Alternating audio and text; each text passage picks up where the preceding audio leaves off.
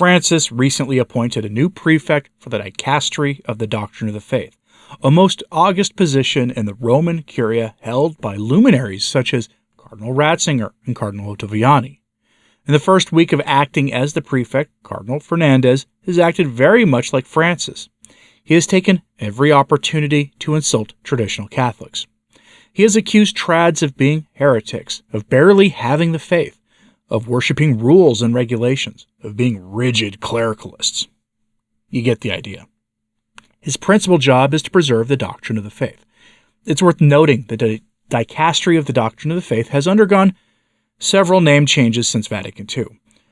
Prior to the only council that seems to matter in the minds of pretty much every bishop in the church today, including most of the better ones, the dicastery for the Doctrine of the Faith used to be called the Holy Office, which housed the Holy Inquisition. To say that Fernandez is running an inquisition against traditionalists would not be hyperbole, because that is what he is doing. Which is why this news is especially rich. Fernandez has accused traditional Catholics of being heretics, but has himself been accused of contradicting the Council of Trent, making him a heretic. Unlike the Second Vatican Council, the Council of Trent did in fact invoke infallibility, requiring the faithful to assent to the teachings of the Council or be excommunicated. Now, Cardinal Fernandez has contradicted the Council of Trent, at least according to some of his critics, and this article we'll go over here, which comes from LifeSite News, which ran this story a few days ago, and it's worth going over now. Headline: Theologians warn Archbishop Fernandez pushing quote-unquote heresy by promoting Amoris Laetitia. Cardinal-designate Fernandez's continued promotion of Amoris Laetitia is a reminder of Pope Francis's, quote, endorsement of the heresy that Holy Communion may be given to couples living in adulterous unions. I have to ask a basic question here, though. If Fernandez is, quote, pushing heresy, as the theologians say he is for promoting the contents of a papal encyclical, then aren't they accusing Francis of promoting heresy, given that it is his name on the encyclical? Meaning it's as close to a formal teaching on faith and morals that Francis has ever given us. Fernandez ghost wrote parts of Amoris Laetitia for Francis. And in case you aren't aware for some reason, Amoris Laetitia was the end for most traditional Catholics of playing the game of trying to explain how the weird and heretical sounding things Francis says and the evil things he sometimes does are Catholic. Trads were done with that game after Amoris Laetitia. We've had enough because of the communion for the remarried stuff in it. That was a bridge too far for most of us, and as a consequence, many good Catholics lost their jobs and access to official church institutions. Famously, Patrick Coffin has talked about this. He's spoken at length about this before. It's why you don't see him with Catholic Answers anymore. Now, keep all that in mind as we go over this. How can Fernandez be a heretic for promoting the contents of a papal encyclical? Aren't these theologians saying the same thing about Francis without saying it explicitly? Think about that question as we go over this. So from the article, quote, Theologians have taken issue with comments made by Cardinal-designate Victor Fernandez, warning that his promotion of Amoris Laetitia's Holy Communion for divorced and, quote, remarried Catholics, quote, directly contradicts church teaching. Cardinal-designate Fernandez made his latest comments in an interview granted to the outgoing editor of Jesuit journal La Civiltà Cattolica, published September 14th.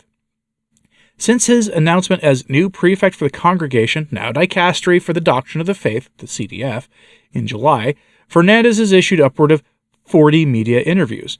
Yet this one with La Civiltà Cattolica's Father Antonio Spadaro is the only one which Fernandez has personally shared online, lending it particular weight.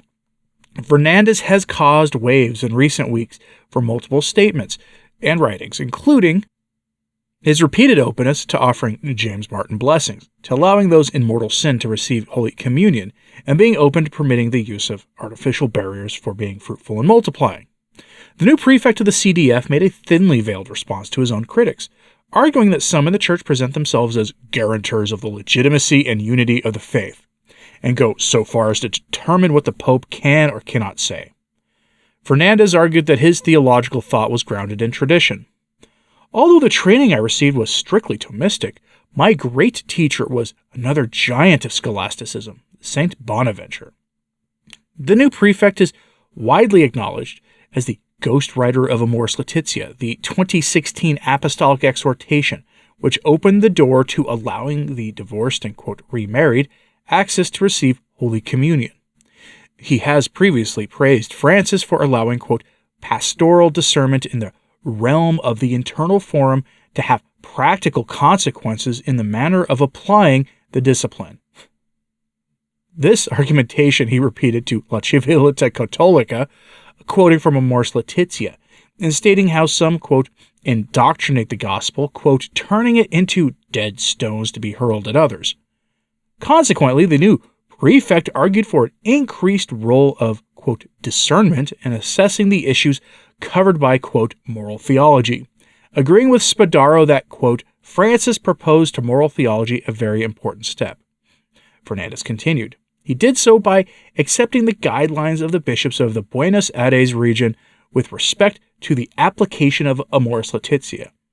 They speak of the possibility of divorcees living a new union in continence, but add that, quote, in other more complex circumstances and when it has not been possible to obtain a declaration of nullity, the option mentioned may in fact not be feasible. They then state that, quote, nevertheless, a path of discernment is equally possible. If one comes to recognize that in an actual case, there are limits that mitigate responsibility and culpability, especially when a person considers that he or she would fail by harming the product of the new union, Amoris Laetitia opens the possibility of accessing the sacraments of reconciliation and the Eucharist. End lengthy quote. Okay, so I ask again, how is referencing this not calling Francis a heretic? Because what you heard in that last bit there was him saying that it doesn't matter if people are continent or not, that they should just receive Holy Communion anyway. What Fernandez is saying here is true enough at the most basic level. If you don't remember, the language of Amoris Laetitia's text is pretty ambiguous, often enough, about the issue of communion for the civilly divorced and remarried. And as you saw in that excerpt there, it was just complicated enough that most won't pick up on it, but the footnotes make it a little more clear. The document is vague enough that you'll see it, quote-unquote, implemented in various dioceses and in various bishops' conferences around the world in different ways. In Argentina, the bishops famously announced in a very public way that they were fully implementing the document in the most logical way, which was to offer the Eucharist to divorced and civilly remarried couples.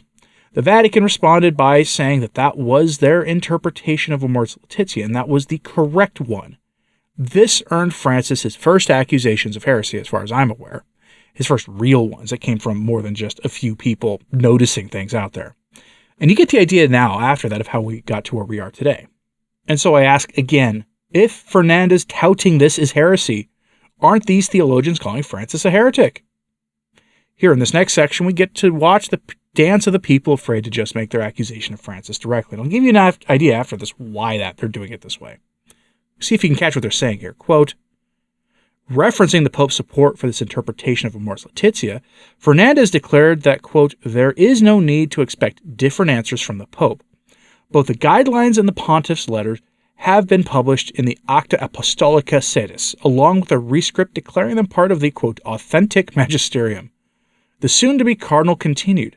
Consequently, there are no longer any doubts, and it is clear that discernment, which takes into account conditioning or mitigating factors, can also have consequences in sacramental discipline.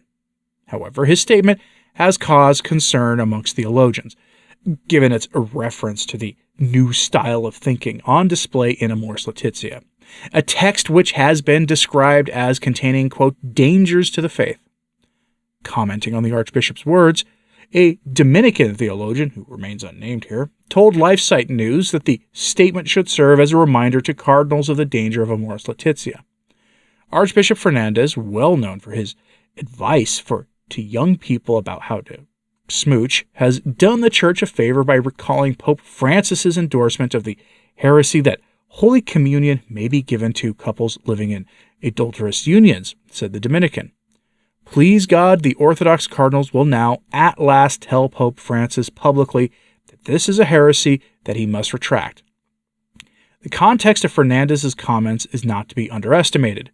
Some months ago, Cardinal Kevin Farrell, prefect for the Dicastery for Laity, Family, and Life, revealed that a document on the divorced and, quote, remarried was being drafted in line with the wishes of Pope Francis. Farrell has also been a consistent and ardent promoter of Amoris Laetitia, stating how, quote, "I firmly believe Amoris Laetitia is the teaching of the Church. This is a pastoral document telling us how we should proceed. I believe we should take it as it is," end quote. Okay, so folks, the theologians here, are using Fernandez to accuse Francis of heresy without generally accusing him of heresy. You got close there by when they asked him to retract. And it's pretty convenient that the Dominican theologian quoted isn't identified, though honestly, I completely understand why he'd want to remain anonymous. But if you're going to call Francis a heretic, don't do it by calling his doctrinal enforcer a heretic instead.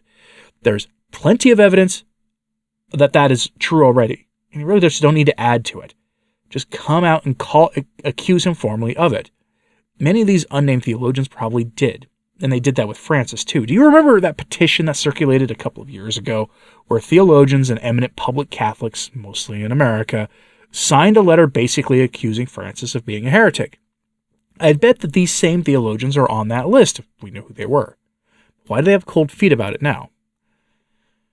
And the answer to that is probably this. Over all this looms the ongoing debate surrounding the accusation made by Father Altman that made international headlines that he accused Francis of not being pope due to heresy. And good and decent folks are taking either side on the issue. And perhaps that's why the theologians have carefully chosen their words here, to avoid appearing siding with anyone.